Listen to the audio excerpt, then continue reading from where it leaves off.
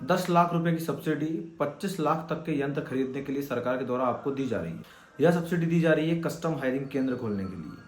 क्या है custom hiring केंद्र, क्या है ये सब्सिडी, कैसे सब्सिडी मिलेगी, डीडी कैसे बनवानी, नियम और शर्तें क्या हैं, सब कुछ जो आपके लिए जानना जरूरी है मैं इस वीडियो में आपको विस्तृत रूप से बताऊंगा।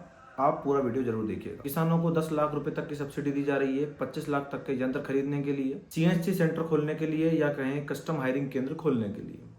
आवेदन की बात करें तो 7 तारीख से 21 तारीख तक इसका आवेदन चल रहा है, आप इसका आवेदन कर सकते हैं।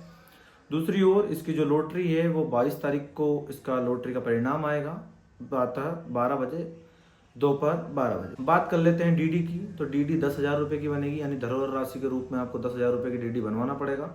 वह सहायक कृषि यंत्री के नाम से बनवाना पड़ेगा, उसकी मैं लिस्ट दे देता हूँ।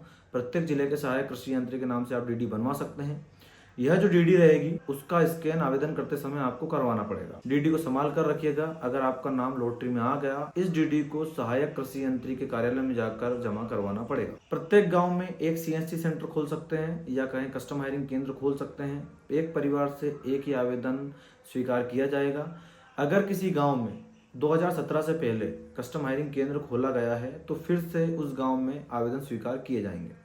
क्या है कस्टम हायरिंग केंद्र, जिसका आप बार बार यूट्यूब इंस्टाग्राम पर सुन रहे हैं। कस्टम हायरिंग केंद्र सरकार की एक प्राइवेट दुकान समझ लीजिए, जो कि किसानों को सब्सिडी के रूप में दी जाती है। यानी कि सरकार किसानों को 15 लाख रुपए तक का लोन और 10 लाख रुपए की सब्सिडी देती है, जिससे आप गाँव में यह सीएससी सेंटर खोलकर गांव के जो निम्न वर्ग के किसान हैं उनको उपकरण किराए पर दे सकते हैं। आपको अगर आपका नाम लॉटरी में आ गया है तो आपको एमपी किसान पर इसको रजिस्टर्ड करना पड़ेगा, जिससे बाकी किसान यह देख सके कि किस गांव में सीएससी सेंटर खुला हुआ है। अब बात करते हैं सब्सिडी की, तो सब्सिडी आपको सीधे नहीं मिलेगी, यह मिलेगी बैंक को।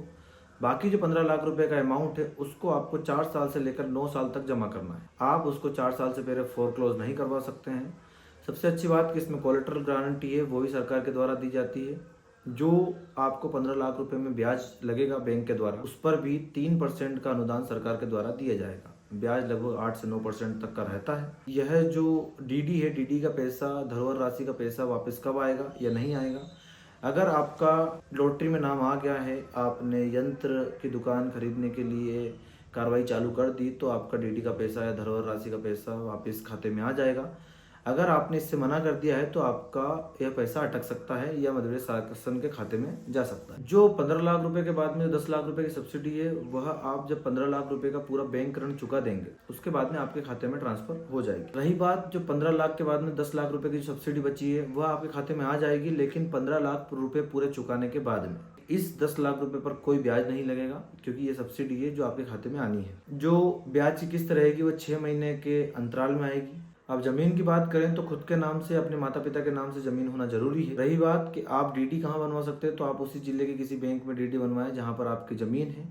आपको बैंक ऋण भी उसी जिले में लेना है जहाँ पर आपकी जमीन है। 24 से 25 तारीख को आपको सभी डॉक्यूमेंट का भौतिक सत्यापन करवाना है, जो कि सहायक कृषि यंत्री के कार्यालय में होगा। वहाँ पर जाकर आप अपने डॉक्यूमेंट्स का भौतिक सत्यापन करवा सकते हैं। अगर आपको यंत्र खोलने हैं और आपका लॉटरी में नाम आया है तो उसकी लिस्ट भी मैं पूरी डाल दूंगा कि आप कहाँ पर जाकर कैसे भौतिक सत्यापन करवाएंगे। रही बात जो 25 लाख रुपए तक का आवेदन है, उसमें ट्रैक्टर सिर्फ आप एक बार ही चुन सकते हैं। जो भी यंत्र आप चुनेंगे उसकी मैं लिस्ट डाल देता हूँ। इन्हीं यंत्रों के बीच आप अपना चयन कर सकते हैं।